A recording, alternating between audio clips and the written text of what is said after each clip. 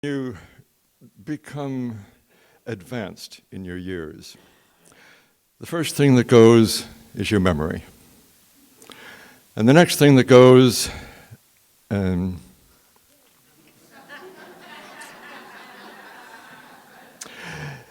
first thing that goes is your memory.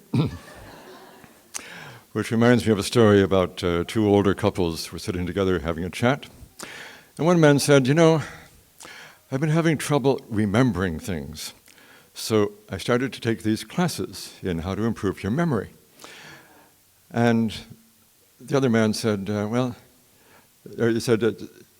teacher told us this little trick. He said it's called association. If you can't remember a word, you associate it with something. And the other man said, well, I've been having trouble remembering things myself. What's the name of the place where you're taking these classes? And the first man said, I forgot. And the second man said, well, try that little trick, association. Right. All right. What do you call that flower that has all the sharp things, the thorns on it? And the second man said, rose? Yeah, that's it. And the man turned to his wife and he said, Rose, what's the name of that place where I'm...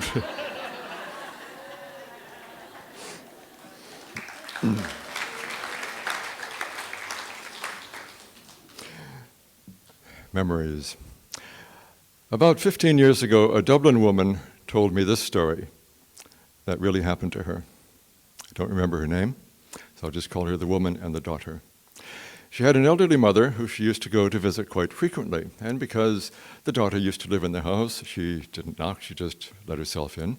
One day she let herself into her mother's house, and she heard voices coming from the bedroom.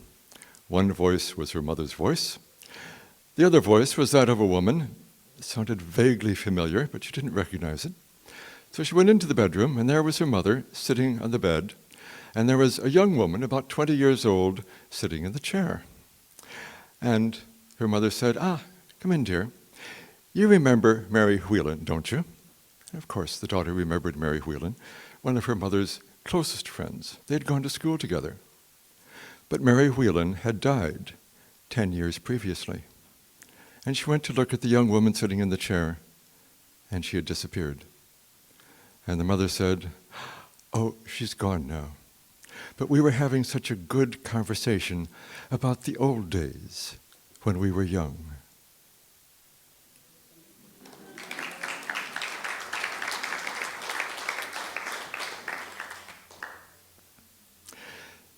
Anybody here from Glenmalure in County Wicklow? Anyone here from Glenmalure? Okay, I'll tell this story then. There were three men on a walking tour in Europe. They got to be the end of the day. They were lost. It was getting dark. Didn't know where they were. They called into a farmhouse, knocked on the door, explained the situation to the man, said, can we find a place to stay to spend the night? And the farmer said, sure. But the problem is there are three of you, and there's only 2 beds in the house. Now, these 3 men were a Jew, a Hindu, and a man from Glenmalure. So, he said, there's only 2 beds. One of you will have to sleep in the barn. And the Jew said, no problem, I'll sleep in the barn. So the other 2 went into the beds, made themselves comfortable. There was a knock on the door. It was the Jew. He said, I'm sorry to disturb you, but there's a pig in the barn, and I'm Jewish, and, I don't like to be associated with pork and pigs and things like that. And the Hindu said, no problem, I'll sleep in the barn. So the Jew and the Glenmalure man went into the beds, got comfortable. There was a knock on the door. They opened the door. It was the Hindu. He said, I'm sorry to bother you, but there's a cow in the barn, and I'm a Hindu, and cows are sacred to us. So would you mind? The Glenmalure man said, no problem, I'll sleep in the barn. He went out to the barn. The Jew and the Hindu settled into the beds, nice and comfy. There was a knock on the door. They opened the door. It was the pig and the cow.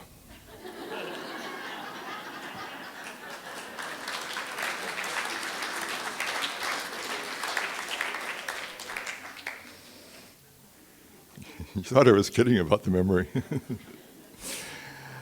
They tell this story in Dublin. They've been telling it for a long time. Over 100 years ago, before we had electricity and telephones, In Dublin Castle, there was kept in a safe the Irish crown jewels.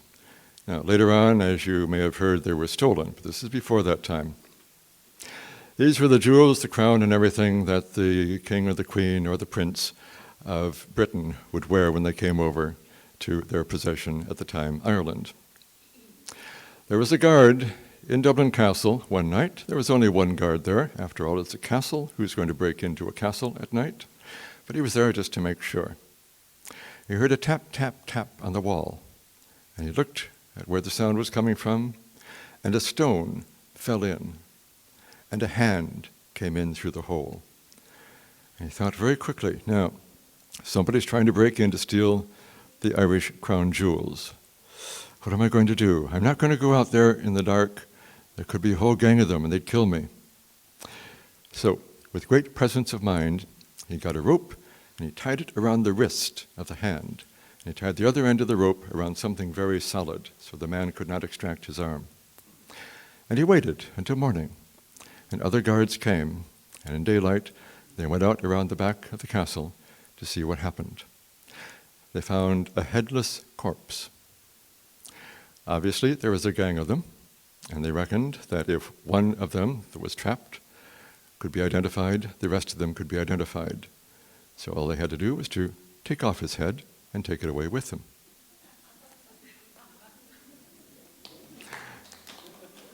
Yeah, that's the story. But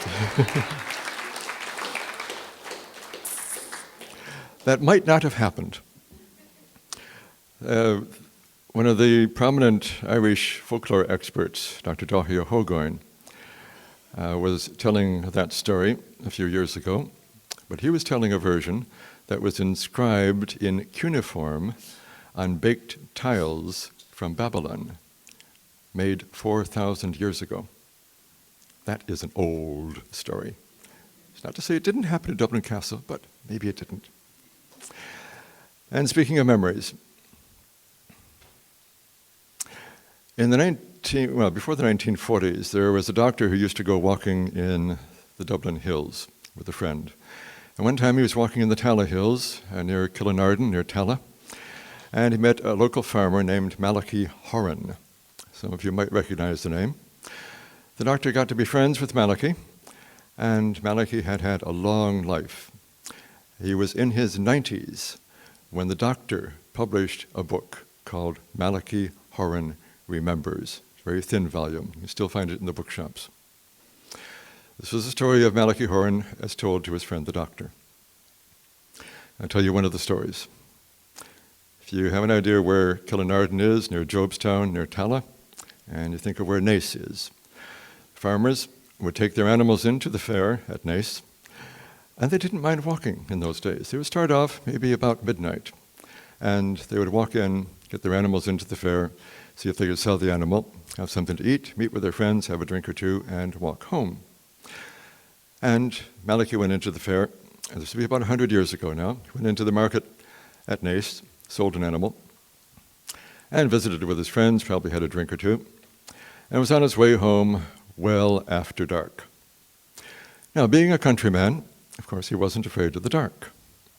And he was walking along, not a care in the world. As he was walking down there was a moonless night, very dark, and if you've ever walked home on a completely dark night, you know your feet find the way. If your feet feel something soft, you're going off the edge of the road and you make corrections. So he's walking along the way, no problem, and something bumped into him and knocked him over the side. Well, when you're walking down a dark road, you can literally walk into somebody. If your shoes are fairly soft, you don't hear somebody else coming, they don't hear you coming, bam, you can walk right into somebody. It's nearly happened to me several times up in the Wicklow Hills. So Malachy didn't think too much of it, but normally there would be a sorry. No sorry. So, didn't think much of it, walked along, and again, something bumped him enough to knock him off his stride. He was getting a bit annoyed. There was no sorry, no apology. Of course, he couldn't see anybody. He walked along maybe a little bit faster, and again, something bumped him really hard this time. And he turned around and looked, and there was nobody there that he could see. You couldn't even feel anything. So he walked as fast as he could. And even when it's very dark, you can see sort of vague shapes and outlines. You can see some outlines of trees that he recognized. He knew a friend's house was nearby. And he went as fast as he could to the friend's house, banged on the door, and said, "For God's sake, let me in, it's Malachi." After a slight pause, the door opened. There was his friend with a candle.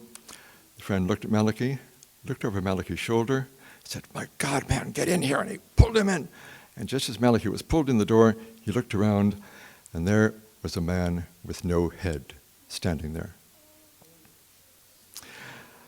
Well, the friend gave Malachi and himself a couple of restorative drinks of the hard stuff, and they discovered that other people had seen the same headless man in that vicinity recently.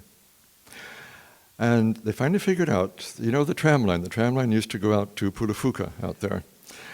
And people go out there for day trips. The tram line had just been set up. The first trams had just started running.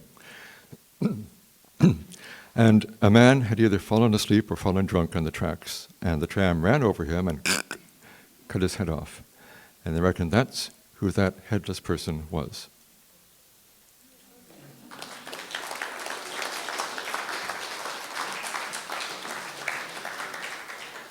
Yeah, and that's it. Those are the stories I wanted to tell. Lots of little short ones. Now, what I say whenever I tell stories to someone, if you like the stories I told, these stories don't belong to me. They belong to everybody, the traditional stories. Maybe not the Mary Whelan story, but you can tell that one if you'd like to. But a lot of these traditional stories belong to everybody, and I put them between the covers of books sometimes, but they like to be out and fly free from one person's mouth to another person's ears. So if you like the stories, the traditional stories you've heard tonight, this afternoon, the best way to remember them, speaking of memory, the best way to remember a story is to tell it to somebody else as soon as you can after you've heard it, and let the stories fly. Thanks.